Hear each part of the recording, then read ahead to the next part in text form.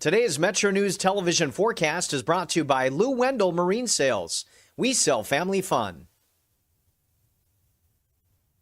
Wildfire smoke continues to bring very unhealthy air quality in the purples, but the good news is improvement comes our way this weekend. Eastern Panhandle, you'll still feel it in the morning, but we will all see some nice clearing through Saturday with the system moving in from the west, but it also triggers some thunderstorms. Friday evening, west of Charleston for a marginal risk for some severe conditions, damaging winds. Damaging winds is why we have this widespread slight to marginal risk on Saturday. Also some heavy rain that could bring some localized flooding concerns. So Elkins toward Beckley, Charlestown, Morgantown, this is the path of 1 up to 2 inches of rain expected. Then as you go east, not seeing as much benefit from the moisture on the horizon, unfortunately. So Friday evening, we'll have some storms approaching from the west and then falling apart a bit in the overnight hours, but redevelopment of scattered showers and storms Saturday afternoon and evening with some damaging winds and some very heavy rain that will continue into the overnight hours. 5-star W forecast, it starts at home. A nice weekend taking shape if you're traveling toward D.C., toward Chicago, New York, other areas you could travel to, still hot, humid, and stormy. Panhandle forecast. A warm overnight period staying with 70 for a low in Morgantown, 73 Moundsville, then 83 to 86 for highs on Saturday. Also close to 70 degrees for the overnight low, looking toward Martinsburg, then 91 on Saturday. We'll see Petersburg with 91 as well. Elkins maintaining low 70s overnight, but then pushing in toward 83 on Saturday. As you go west, we'll see Ripley with 87.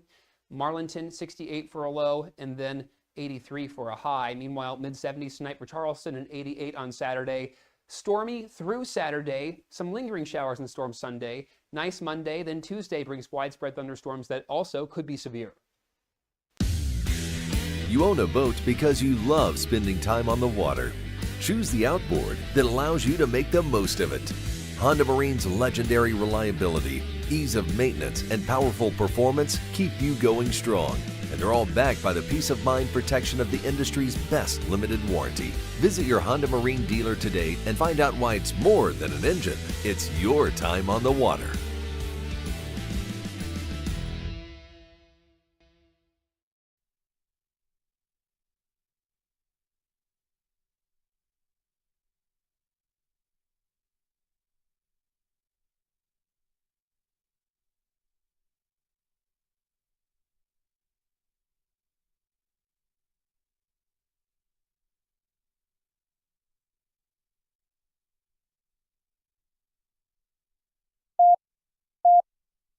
Five, three. Red 57! Red 57! Hot, hot! I don't believe what I just saw. Bill McKenzie hits a 38-yard field goal on the final play of the football game. 5 seconds left in the game. Do you believe in miracles? Yes! It is a great night to be a Mountaineer wherever you may be. From the home of the state's land-grant institution, inside the Health Plan Studios, in the Dale B. Miller Building in Morgantown, it's time for the state's most listened-to sports talk show. This is the CityNet Statewide Sportsline. CityNet, cybersecurity experts for the digital age. And now, across the state of West Virginia and beyond, Sportsline is on the air. And we welcome you into a Friday night edition of the CityNet Statewide Sportsline, coming to you from the Dale Miller Building in downtown Morgantown. Sixth string co-host Joe Mercado, honored and privileged, as always, to sit in this seat and be joined by the one and only first ballot Hall of Famer co-host, Coach Greg Hunter. Greg, welcome in. Good evening. Hopefully you are well and are managing to see and breathe as we... Weird times around here. Now, we appreciate any exports and offerings that the Canadians will give us. Tim Hortons is a fantastic one. There's a couple locations in north central West Virginia. But, certainly the Canadian wildfires, the smoke that has come into the area affecting a couple of things in and around Morgantown. The concert that is held every Friday night at the waterfront. Unfortunately, that's been called off. It's affected the sports world as well. The Pirates and the Guardians were scheduled to play this evening. That game is off, and it's now going to be part of a day-night doubleheader for tomorrow. But, smoky smell in the air and hazy, weird skies. I guess the rains that will come through this weekend will help take care of that. But kind of odd setup right now in Morgantown. In my memories, everything has a West Virginia University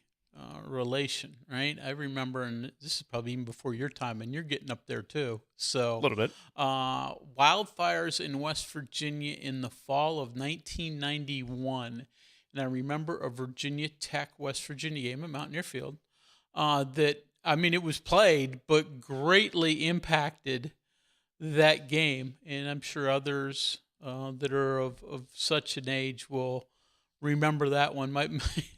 My memory of it is John Ray, all 6'9", listed at 340, but that was about a few biscuits light.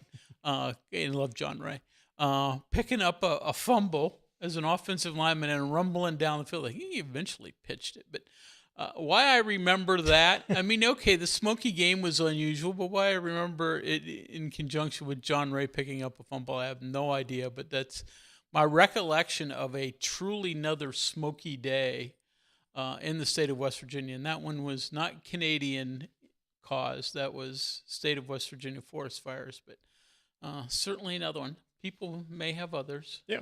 You're a Northeast guy. I don't know if it's as prevalent.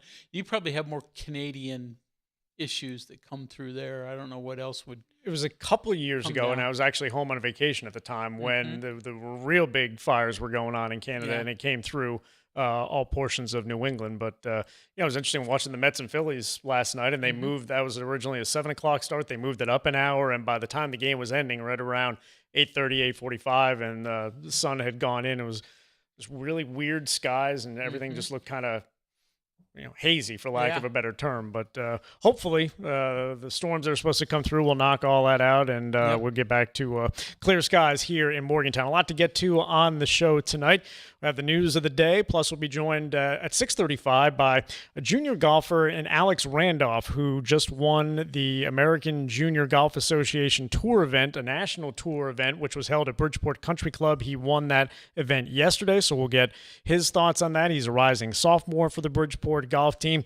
6:50, our final World Cup update with our unofficial soccer correspondent, Ethan Collins. He'll get us set for the third-place game tomorrow between England and France, and then the championship game coming up on Sunday between Argentina and Spain. So very much looking for that. The text lines open throughout the course of the program. Join us there at 304-TALK-304. That's 304-825-5304. We'll also get some high school football conversation in as well. Had a chance over the past couple weeks with off-season flex day practices going on. I had a chance to visit a number of teams around North Central West Virginia and the Northern Panhandle, so we'll bring some snippets from those conversations in as well. Baseball news to lead things off, Coach Hunter. It's good news for Carson Estridge, former Mountaineer pitcher. He's got a professional home, and he is now headed to the Houston Astros as he has signed a free agent contract. He's the second Mountaineer to sign a free agent contract since the end of the draft on Sunday. Reese Bassinger was a free agent signee of the Toronto Blue Jays, so he joins the 4 draft picks from the Mountaineers. A number of pitchers in the group: Dawson Montessa, Max Yale, Paul Schoenfeld, and Ian Korn. So Estridge lands on his feet. He gets a professional opportunity, and you'd have to think, although it is possible that you could have another guy pick up a free agent opportunity, even as an underclassman like Sam White did the last year. Estridge was probably the last guy that you figured would be getting a professional opportunity, and he's got one now. Yeah, you're exactly right. Now, he was out of eligibility, it wasn't a decision for him. He had to searching for a pro home. He's got one. Great for him. Dealing with him, great kid. And again, who cares how your path goes? It'd be probably better for your bank account to be drafted high, but if you get there, you get there. And he's got some talent. We'll see what ultimately he does. Yep. So Carson Estridge headed to the Houston Astros organization, and Owen Henney, who was a WVU signee out of Seton Hill, announced that he is going to sign with, or has signed rather, with the St. Louis Cardinals. And Kyle Castile, the highly touted high school prospect out of Butler, Pennsylvania, he is also signed professionally. So looks like West Virginia's group is pretty much well set for this coming upcoming 2027 season. Obviously, there could still be transfer portal comings and goings, but it looks like the Mountaineers have their roster pretty much well set now for the 2027 season. NBA Summer League coming to an end this weekend. Last chance for both Toby Okani and Trayson Eaglestaff, former Mountaineers, to take the court will be tonight. Dallas takes on the New York Knicks. Couple of West Virginia connections in the semifinals, which will start tomorrow. Of course, you guys have talked a bunch about Javon Small for the Memphis Grizzlies. They have qualified for the semifinal round, which will begin tomorrow. Los Angeles Lakers with an interesting summer league signee.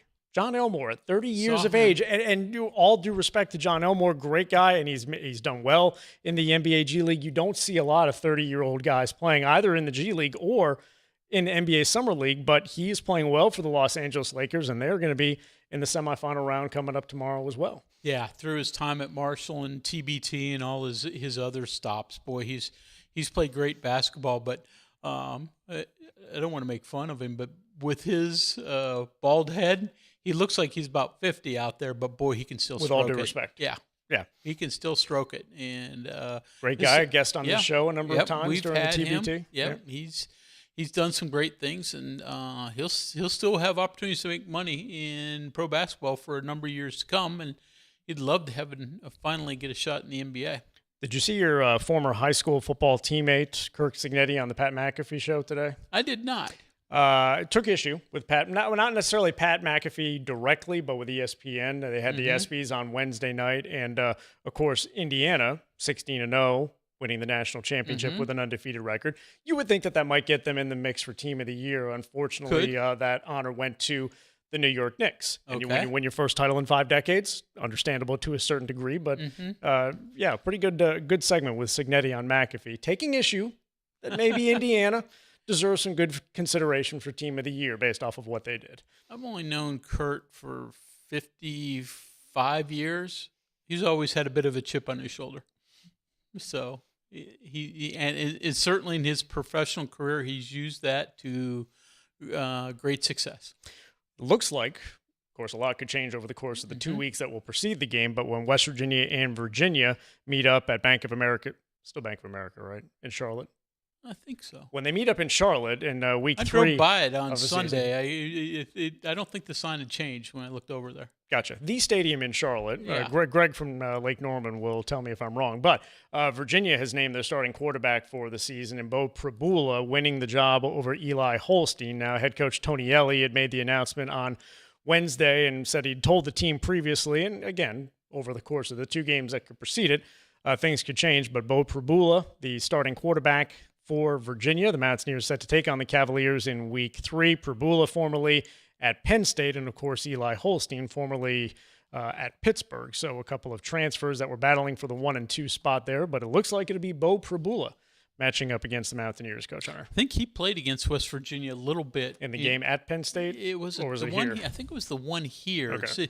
He was. I mean, again, he was a kid who runs the ball and did run the ball really well. I think they put in a little package for him, had him in that game a little bit. I'll look on the stat line and see if he did, but my memory is he has seen the Mountaineers previously. Yep. A couple of in-state products have announced their intentions to join Division I programs. A baseball signing for Marshall University, or baseball commitment, Hurricanes' Tyler Baxter, who is one of the top players on the Redskins squad that advanced to the Class Quad A semifinals this past season. He was a key member of their championship team a year ago, but Tyler Baxter has announced his verbal commitment to compete at Marshall University. And Leah Greeny, the daughter of Jen Greeny, WVU volleyball coach, 2 great years at Morgantown High, and Leah Greeny has announced her commitment to compete at WVU. What'd you find? Yeah, Bo Prabula did play against West Virginia in 2024, completed his only pass and also ran the ball 3 times for 24 yards in that Nittany Lion victory at Mountaineer Field. So we know which quarterback will likely be facing the Mountaineers, which quarterback the Mountaineers will line up. Well, we have a good 6 or 7 weeks, Coach Hunter, to debate that very question. We'll take a break here on the CityNet Statewide Sports Line. Again, join us on the text line at 304-TALK-304. That's 304-825-5304. We'll get some high school football conversation going up in our next segment as the CityNet Statewide Sports Line continues.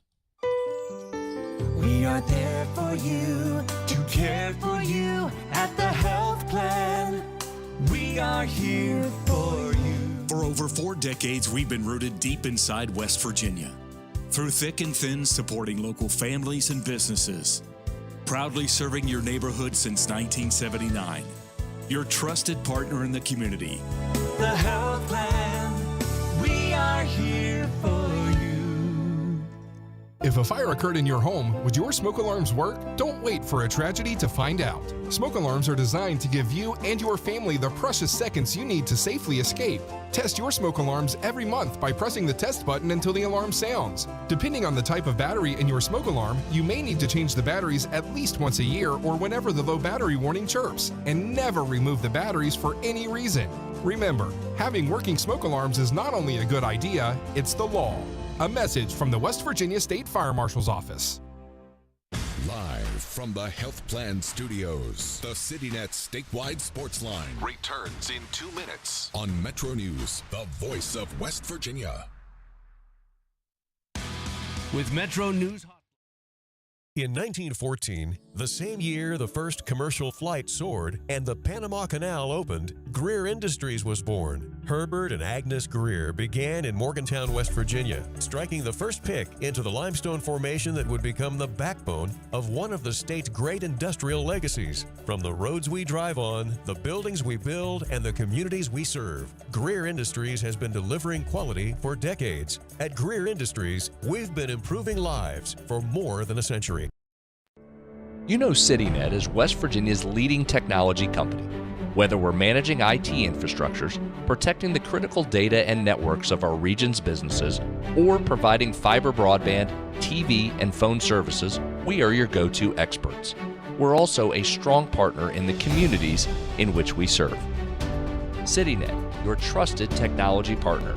Learn more about us, visit citynet.net.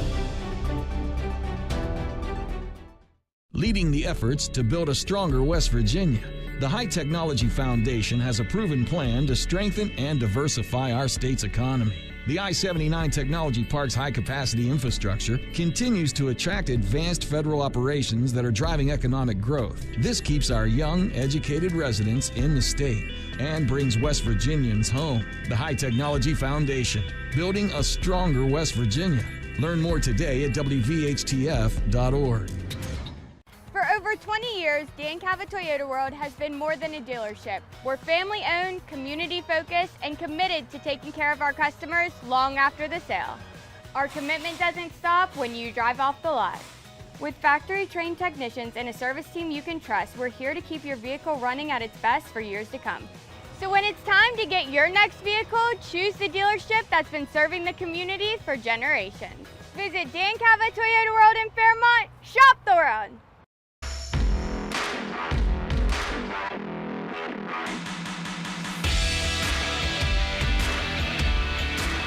Welcome back into a Friday night edition of the CityNet statewide Sportsline. Joe Mercado and the coach, Greg Hunter, taking you up until 7 o'clock this evening. Since 1979, the Health Plan has called West Virginia home.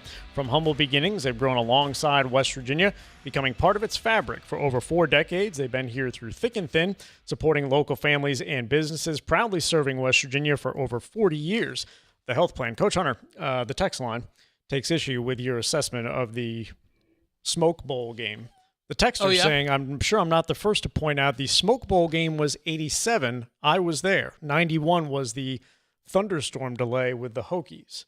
I'll accept. You guys can hammer that out because it's before my time. So I'll accept his memory more than mine. It's what always is worrisome about trying to recall something off the on cuff. The fly. Yeah. Understood. My memory was 91, but I'll accept that. There was something unusual in 91. He says it's the thunderstorm and the delays. I'll accept that. There have been a couple of those. Obviously, it seemed like, was it last year before, it seemed like every other game was delayed by storms. That's true.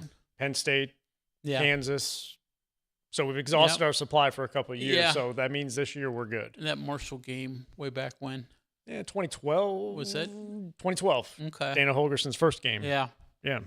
So a few of those, but I'll accept the texter's memory sounds better than mine. Text line is open to you throughout the course of the show. Join us there at 304-TALK-304. Got some high school football conversation, and over the last week and week and a half, I've had a chance to visit a number of high school football training camps, or not official training camps, but off-season flex practices, and a number of the previews are posted at wvmetronews.com, so you can check out the high school sports section there and check those out. We're going to go through a rapid fire, a couple quick comments from each of the head coaches that I had a chance to visit with. We'll start with Tucker County head coach A.J. Rapp. The Mountain Lions have posted 5 playoff victories over the last 3 years, including back-to-back semifinal appearances in 2023 and 24. Kids know they play hard and they want to keep after and keep getting. The only way you can win the playoffs is be in it. So they know that that's our goal every year is to get in it and then just see what happens. Some years we went deeper, and last year we won one. A couple years ago, 2 years in a row we went to the semifinals. Headed up to the Northern Panhandle now. Wheeling Central Catholic is coming off of a state championship season in Class A last year. Head coach Mike Young on the title defense for the Maroon Knights. We only had 8 games, one, and the fact that we had several starters out through the season. We had like 7 kids that would have been playing, and they did make it back for the playoffs, and they healed up. But the kids did a remarkable job. We played a good playoff teams, and so they'll be back because they have programs too, and we're just proud of what we were able to accomplish. Up the Husky Highway to Rachel, the North Marion Huskies, under head coach Darren Hayes, have advanced to at least the state quarterfinal round. They've gone further than that a couple times, but at least to the quarterfinal round in 6 consecutive seasons. I think what speaks volumes is the consistency that we've been able to have. I think that all comes back to commitment and just consistency within our staff and within our players. Players have done an awesome job of setting the standard and maintaining the standard so that we can spend our time as coaches really developing them as players versus trying to hold them accountable for showing up and things that you shouldn't have to coach. Back up to the Northern Panhandle, Wheeling Park, under the direction of Chris Doherty, posted back-to-back quarterfinal appearances in Class Quad A over the last 2 seasons, and there's a number of new players that Doherty will be working in for the Patriots this fall. Sometimes when you've got returners and 32 flex practices and all of summer, and they think they know, but it starts to get a little stale and old. But these young guys that are coming up, they're trying to prove themselves and they're learning. And I think we've gotten a little bit better every day. We'll stay up in the Northern Panhandle. Cameron, under the direction of their head coach Tim Brown, has made a couple of deep playoff runs over the last 2 years, getting all the way to the state championship game in 2024 and the semifinal round last year. And they've got a very challenging schedule coming up this fall, which includes 3 of the semifinalists in Class Quad A. You want to consistently, get to the playoffs and then get to that game that you want to be at the end of the year. You have to play good competition. You have to challenge yourself, and I think we've done that with our schedule in the past. And this year might be our toughest schedule. So we're excited about it, but we know we have a lot of hard work to do. Right off the bat with Clay Patel. Let's head to the Mid-Ohio Valley now. Williamstown extended their playoff streak to 26 years last fall. The Yellow Jackets finished at 5-6, but head coach Chris Beck welcomes back almost his entire roster, and he expects to be very much back in the mix in Class AA this year. The expectations don't change. We want to win a state championship. We want to play in Charleston, win a state championship. That's the goal with this group, is to get better every day and put ourselves in position to play in Charleston, to win that game. Second goal, LKC champions. We have a 6-game LKC schedule, so being LKC champions, our second goal. And third, having a positive impact on our teammates, family, community. Couple more teams, and we'll stay in the Mid-Ohio Valley. St. Mary's, under the direction of their 25th year head coach and Jody Moat, won 4 games in 2024. They doubled that win total to 8 and earned the number 6 seed in Class A last fall. We were able to stay healthy overall through the year, and then our staff working with them and trying to get them better, and then finally and first and foremost, the young men responding to what you're trying to improve upon. Let's head back into North Central West Virginia. Best season in school history is what the Philip Barber Colts are coming off of. They made their deepest postseason run, getting to the semifinals in Class AA, and they set a program record with 10 victories under head coach Nick Mayle. Playoffs the first year, and then you go into quarterfinals, and you just keep developing, so then they know what it's like to be in the postseason. So they know what it's like to practice in the snow and practice during Thanksgiving week, and so all of that was new territory. So now it's no longer new territory, so now we just got to keep moving forward. The preview of the Philip Barber Colts was posted today. Tomorrow's preview will be with the Clay Battelle Seabees, a team that advanced to the Class A state championship game for the first time under the leadership of head coach Aaron Lepeau. There's more of a challenge maintaining a certain level of success as opposed to going and trying to get that success the first time around. So we know there's a challenge ahead of us, but we also know that's an opportunity to show what we're made of, and we're up for the challenge.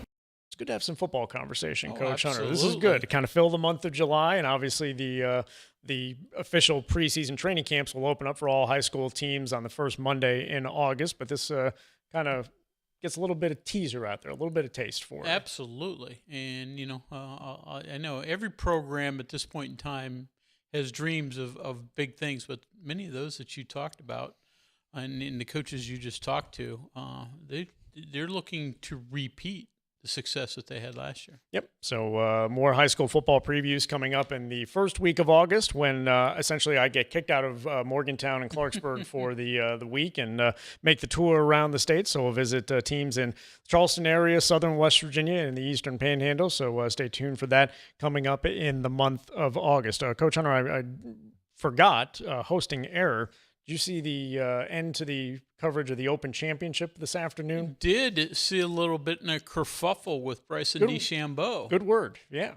The West Virginia connection, of course, with Bryson DeChambeau. He won the Live Golf event at the Greenbrier back in 2023 by shooting a 58 in the final round. But the long and short of it, if you haven't been near a television or social media, looked like DeChambeau was going to get into the clubhouse, one shot off the lead. Lucas Herbert shot a 62, tying the low round in Major Golf Championship history. Sam Burns equaled that later in the day, but it looked like DeChambeau was going to get in the clubhouse, one shot off the lead, playing in the final group tomorrow. It was then ruled by the R&A, the governing body of golf in Europe, that DeChambeau was assessed a 2-stroke penalty when he hit a shot to the right of the fairway on the 5th hole. It was ruled into the high grass.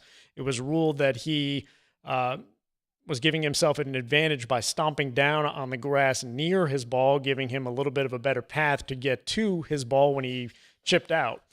It was about an hour and 10 minutes of coverage of DeChambeau walking around, making lots of demonstrative hand motions, speaking with the R&A officials. For some reason, I was absolutely transfixed by it. The golf itself over the first 2 rounds has been very good, but this was pretty interesting television, just watching what was going to happen. And ultimately, DeChambeau was assessed a 2-stroke penalty, so he'll start tomorrow.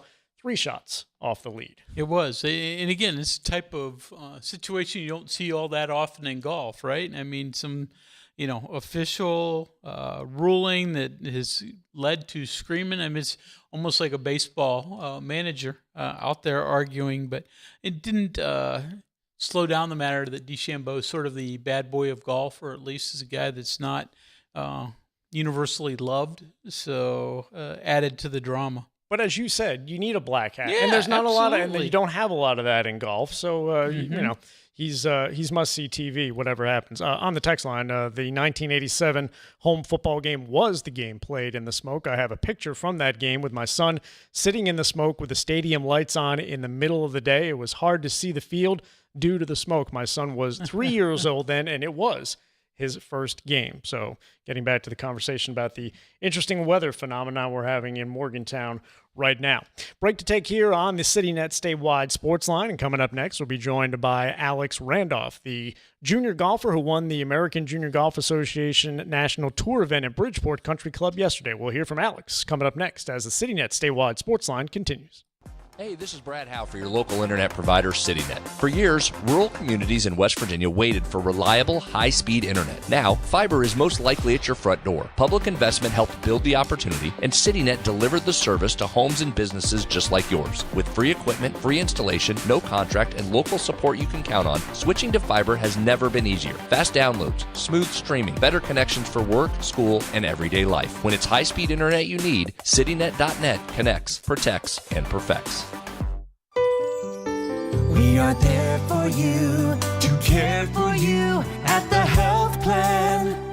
We are here for you. For over 4 decades, we've been rooted deep inside West Virginia. Through thick and thin, supporting local families and businesses. Proudly serving your neighborhood since 1979. your trusted partner in the community. The Health Plan, we are here for you. Live from the Health Plan Studios, the CityNet statewide Sportsline returns in 2 minutes on MetroNews, the voice of West Virginia. Today's Metro News television forecast is brought to you by Lou Wendell Marine Sales. We sell family fun.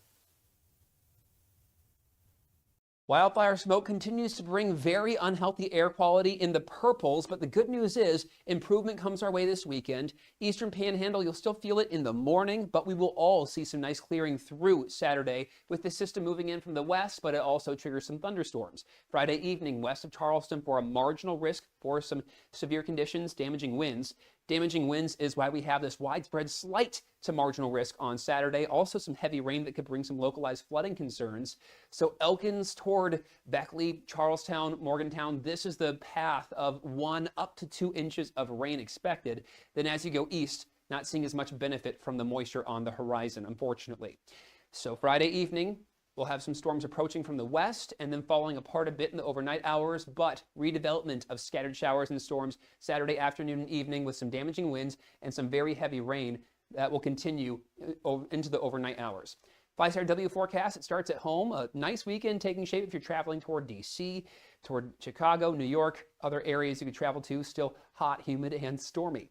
Panhandle to Panhandle forecast. A warm overnight period staying with 70 for a low in Morgantown, 73 Moundsville, then 83 to 86 for highs on Saturday. Also close to 70 degrees for the overnight low, looking toward Martinsburg, then 91 on Saturday. We'll see Petersburg with 91 as well. Elkins maintaining low 70s overnight, but then pushing in toward 83 on Saturday. As you go west, we'll see Ripley with 87. Marlinton, 68 for a low, and then 83 for a high. Meanwhile, mid-70s tonight for Charleston and 88 on Saturday. Stormy through Saturday, some lingering showers and storms Sunday. Nice Monday, then Tuesday brings widespread thunderstorms that also could be severe.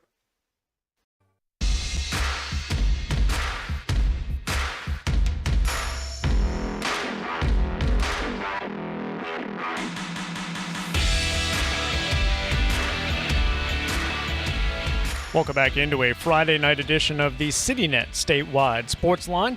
Coming to you from the Dale Miller Building in downtown Morgantown, Joe Mercado and Greg Hunter taking you up until 7 o'clock this evening on the program. And we welcome into the program Alex Randolph, junior golfer, a rising sophomore at Bridgeport High School. And on Thursday, he finished off a victory at the WVU Medicine United Hospital Center Junior Championship. This is one of the events on the American Junior Golf Association, a national tour event.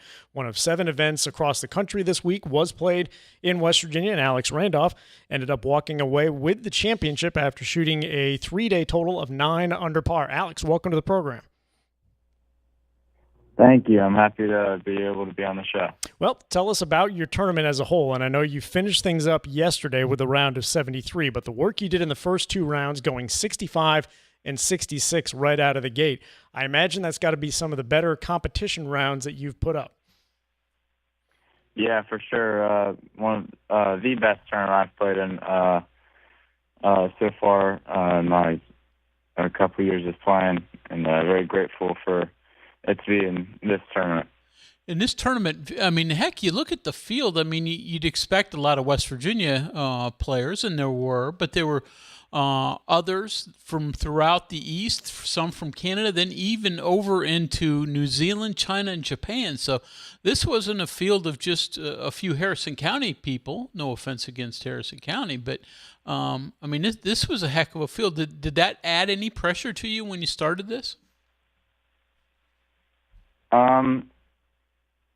Honestly, I thought it was a really cool opportunity to play against them, and just tried to make the best out of it, and got to meet new people, which is always fun, and kind of learn more about them. Your first round, you shoot a 65, and you put 7 birdies on your card. What in particular in that first round was working so well for you, and how important was it to get the tournament off to such a good start as you did? First round, I was able to putt really well. I got off the tee well, so I was able to put myself in good positions to make those birdies. And playing well first round is always really important. My dad always says you can't always win it off the first day, but you can definitely lose it. So I feel like I did a good job of that. Yeah. So, I mean, that first round, then the second round put you well ahead, and you ended up winning by 4 strokes. So did that relieve pressure on the final round when you had a relatively substantial lead? For sure. Going into the final round with a 4-stroke lead is always nice. You get 4, insurance shots. So you can't really make any big mistakes, but that certainly won't cost you as much. So it's good to have some shots to rely on. Bridgeport rising sophomore golfer Alex Randolph joining us on the CityNet statewide Sportsline, the champion of the WVU Medicine United Hospital Center Junior Championship. And obviously, Alex, you've played the course at Bridgeport Country Club a number of times. Did you have a goal in mind of how you wanted to play each individual hole? I want to be aggressive here. I maybe want to be conservative here. Or did it kind of just happen that, the course kind of told you how to play over the first couple of days? Yeah, the course is challenging, and the AJJ does a great job of setting up the course. And so really going up to the hole and just tried to get off the tee well. And once I got into position, just depending on the pins, if there's a middle pin, I was trying to attack, and that's when I was able to make my birdies, and had to make some conservative plays this week as well to just go for the middle of the greens.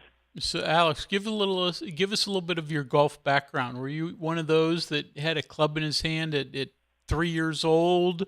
Did you pick it up late? You mentioned your dad. How much of an influence was he?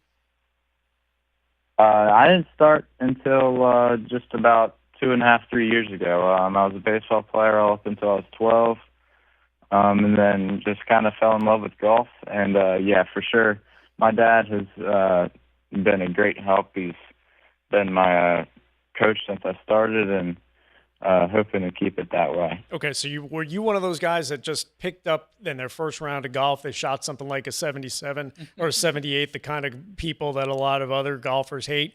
Or did you really have to work at your game and get to the level that you're at now? No, not at all. I was pretty terrible, to be honest. So when I first picked up the club, it was a lot of work these past 2.5 years, and a lot of credit to my dad for shaping my game.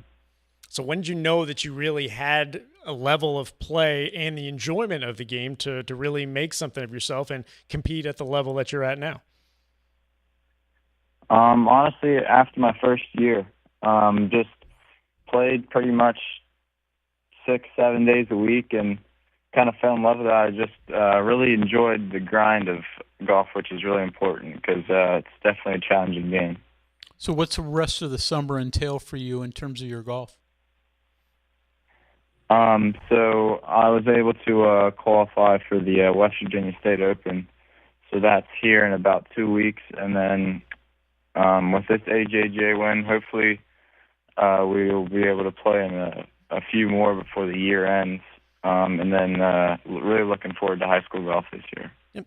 Kind of take us back to yesterday, and you finish up the final round. I've seen some photos and videos. It looked like a pretty large crowd and a pretty good representation from the Bridgeport community. What was it like to putt out on the 9th hole, finish up your round, and the celebration? Kind of take us through what that looked like. It was really cool. Just the whole entire round, everybody following me, really felt the support from the whole community, and honestly, really couldn't have done it without them. They gave me so much confidence throughout the week, and being able to finish it out in front of all of them was really cool. Any nerves in that situation? I mean, a average golfer, you get up there and there's one other group on the tee and they're a little bit shaky because they don't like going and hitting with anybody watching them. But when you get a big crowd, does that affect your nerves? Yeah, I mean, on the first hole, I was definitely a little nervous.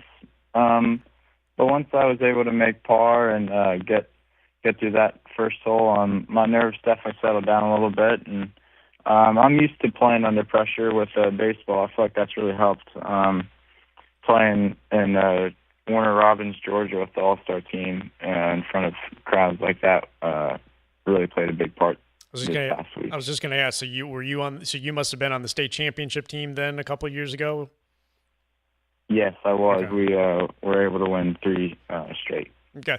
The difference in the swing, because I know that sometimes, baseball players like to play some golf on the side, but maybe coaches aren't necessarily happy with. Are the swings and the motions totally different, or does one kind of help you with the other? Honestly, I think baseball did really help. With all the rotational, and you really got to sync the lower and upper body together. So I think that definitely kind of helped me learn about golf, and honestly kind of mix the two to work on my golf game. I know there were college coaches that were in attendance yesterday at the final round. Would you like to continue this at a higher level? Is that ultimately a goal of yours to maybe play in college? Yes, for sure. That's always been a big goal of mine. I've wanted to play college baseball when I played baseball, and now that I've moved to golf, college golf, and hopefully professional golf in the future is definitely a big goal. So are you a type of player that you like to go to the range, go to the practice green, and really work at the practice facilities, or would you rather build your game by playing on the course and working out the shots on the course? I'm a big practice player. I definitely playing is very important. I like to kind of mesh practice into the playing, so I'll play from like the front tees to work on my scoring, but I definitely like to spend some time on the range and short game area and putting green for sure. Well, Alex, we very much appreciate your time. Congratulations on a great victory in a national tour event. We wish you all the best of luck going forward, and we appreciate you joining the show this evening. Thank you. Thanks for the invite. You got it. Alex Randolph, champion of the American Junior Golf Association tournament, the WVU Medicine United Hospital Center Junior Championship yesterday, which wrapped up at Bridgeport Country Club. And, of course, the golf season, as we all know, Coach Hunter, of all the high school sports seasons, it starts the quickest, it ends the quickest, and it basically starts the first week of August, right, as football camps are opening up. Yeah, so a couple of weeks, and he'll be out there on the high school, competing at that element. Yep. So thanks to Alex for joining us, and great victory for him, and a great representation of the fine junior golfers in the state of West Virginia. Coming up next, it's coming up this weekend, the end of the World Cup, and our unofficial soccer correspondent, but very knowledgeable soccer correspondent, Ethan Collins, will join us for a preview of the third-place game and the championship game of the FIFA World Cup coming up this weekend. CityNet is West Virginia's local internet provider. High-speed, reliable fiber internet is probably right at your front door. Now is the perfect time to connect. Local customer support you can trust. Fast, reliable fiber internet built for everyday life. When it's high-speed internet you need, CityNet.net connects, protects, and perfects. The CityNet statewide sports line continues after this. Days, evenings, weekends, and holidays. You can't predict when you'll get sick or hurt. But WVU Medicine Urgent Care is prepared to help when you do. Our team treats minor illnesses and injuries and performs services like on-site lab and imaging, vaccinations, and sports physicals. WVU Medicine is ready to assist you and your family when life happens. To find the closest location near you, visit wvumedicine.org/urgent care. If a fire occurred in your home, would your smoke alarms work? Don't wait for a tragedy to find out. Smoke alarms are designed to give you and your family the precious seconds you need to safely escape. Test your smoke alarms every month by pressing the test button until the alarm sounds. Depending on the type of battery in your smoke alarm, you may need to change the batteries at least once a year or whenever the low battery warning chirps. And never remove the batteries for any reason. Remember, having working smoke alarms is not only a good idea, it's the law. A message from the West Virginia State Fire Marshal's Office. Live from the Health Plan Studios, the CityNet statewide sports line returns in 2 minutes on MetroNews, the voice of West Virginia. You own a boat because you love spending time on the water. Choose the outboard that allows you to make the most of it. Honda Marine's legendary reliability, ease of maintenance, and powerful performance keep you going strong. And they're all backed by the peace of mind protection of the industry's best limited warranty. Visit your Honda Marine dealer today and find out why it's more than an engine. It's your time on the water.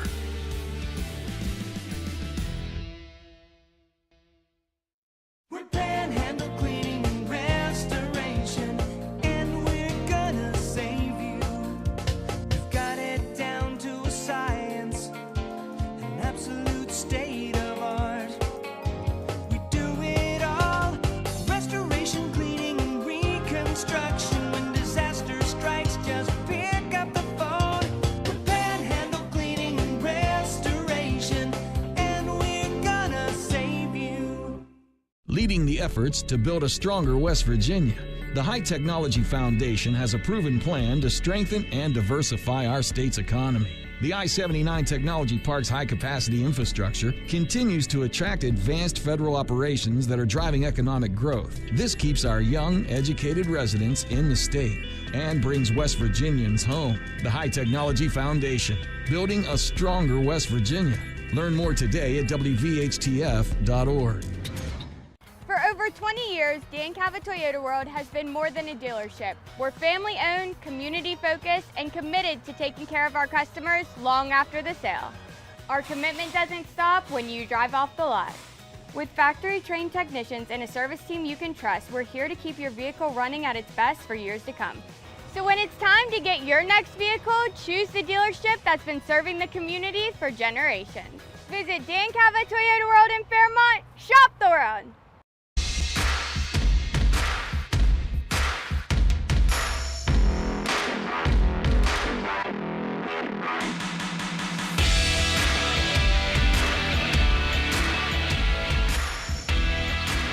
Final segment on the CityNet statewide sports line for this Friday evening. Joe Mercado and Greg Hunter taking you up until 7 o'clock tonight. And it is the big event. Well, there's a number of big events. We talked about the Open Championship, which will end Sunday over at Royal Birkdale in England.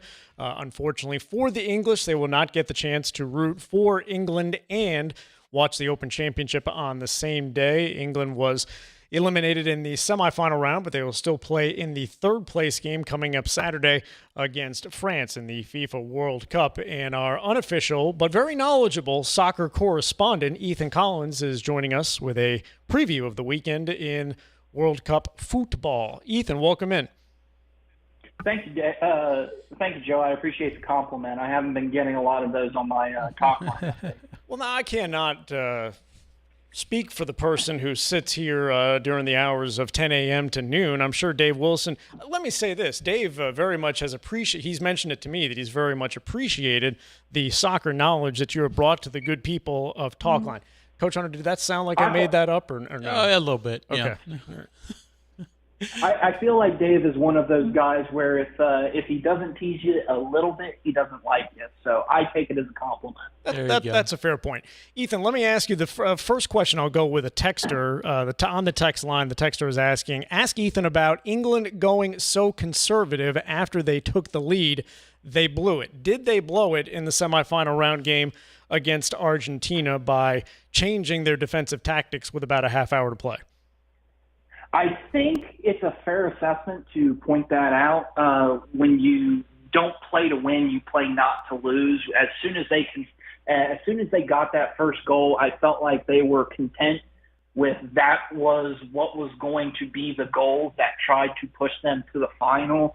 And they were almost playing a back six at one point in the back line, which is just a recipe for disaster. And the way that Argentina attacked it was a great game plan, just trying to put wild crosses into the box. England did this against Mexico, and no disrespect to the El Tricolor, but Argentina has a lot more quality on the attacking side than Mexico does. So I feel like that's where Argentina was able to take advantage. And not only that, they've done it before. They've trailed in almost every game that they've been in the knockout stage. So it goes without saying, experience in the game matters. So by virtue of England's loss in that semifinal game, they play a consolation, bronze medal, whatever you want to call it, contest against France tomorrow afternoon in Miami, 5 o'clock. In realistic terms, do the players care that much? Does the general public care that much about a consolation game? I would put it into the same bowl, no pun intended, as a January 24th bowl game on a Thursday afternoon or something like that. It used to be a lot bigger than it once was. It used to be pretty prestigious to actually win the third place game or a bronze medal. Now, players just don't really seem to care as much. I wouldn't be surprised at all if you don't see the normal starters that have started all tournament for this game in the third place game. So if you're looking at it from that perspective, who has the better backups? France probably has the better backups because most of their second-tier squad could probably be, I would say, about 30 to 40% of all the countries in the World Cup in general. Getting back to Argentina's 2-1 victory over England in Wednesday's semifinal, join me or disagree with me in a theory. Argentina is kind of like the kid that really gets good grades, but they do so by cramming at the last second because it seems like cramming for the test at the last second because it seems like Argentina's victories, they rally from 2 down with about 10 minutes to go against Egypt in the opening round, and it seems like they do their best work when they're staring at a deficit or their backs are against the wall or the clock.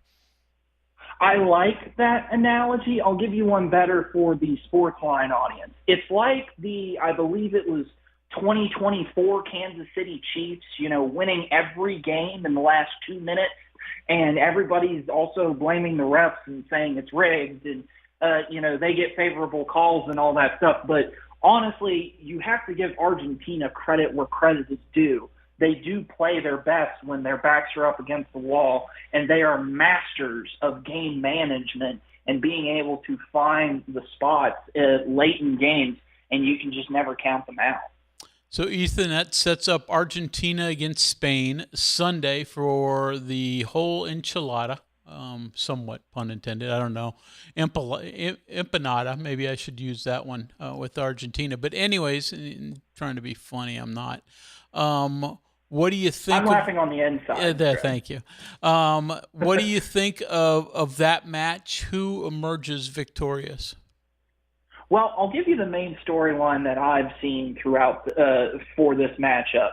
We always, whenever Argentina is in a game, you talk about Lionel Messi. He's probably the greatest player of all time, no matter who you ask. And this is Lionel Messi's real home versus his adopted home. Spain once said when Lionel Messi was a teenager just got into the first team at Barcelona, that the Spain national team manager said that they were going to kidnap Lionel Messi and not let him leave until he signed to play for Spain as his national team. That did not work. He still ended up playing for Argentina, and I think it has maybe haunted Spain ever since. It's hard to tell where this squad would be with Lionel Messi in it, but it's certainly a great conclusion, possibly, to Lionel Messi's international career, taking on his adopted home with his natural home in Argentina.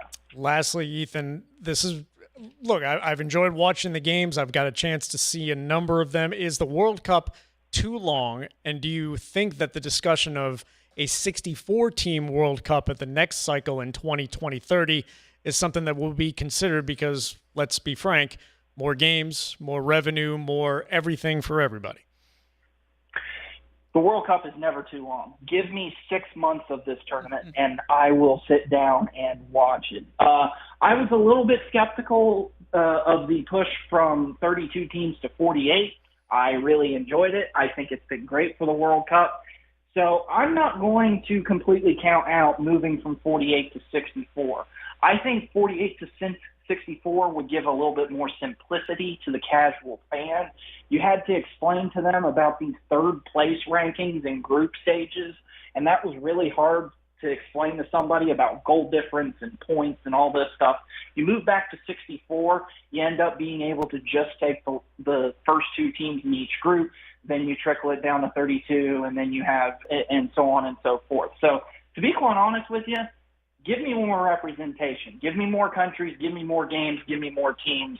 I'd be very excited to see 64 teams in the World Cup. Lastly, for entertainment purposes only, at 6 o'clock on Sunday, the scoreline will read? It will read Spain 3, Argentina 2 in extra time. Ooh, extra time. So second straight World Cup ending in extra time. Ethan, we very much appreciate maybe they don't appreciate it on Talkline. We appreciate it on Sportsline here. So. And thank you for joining the program with your thoughts on the World Cup. Always appreciate the opportunity to talk about the world's game, or the beautiful game, however you want to say it. Thank you so much, Joe. Metro News soccer correspondent Ethan Collins with his thoughts on what to expect for the weekend. As always, Coach Hunter, a quick hour, an enjoyable hour. We'll be back in a couple Sundays from now, but Travis will be back in on Sunday with you, and then Kyle Wiggs back from vacation on Monday. Coach Hunter, enjoy the weekend. You as well. Thanks for joining us on the CityNet Statewide Sportsline. Thanks to our producers, Braden and Eli, and our guests, Ethan Collins and Alex Randolph. Have a great weekend, and we will see you back here on Sunday night with another edition of the CityNet Statewide Sportsline.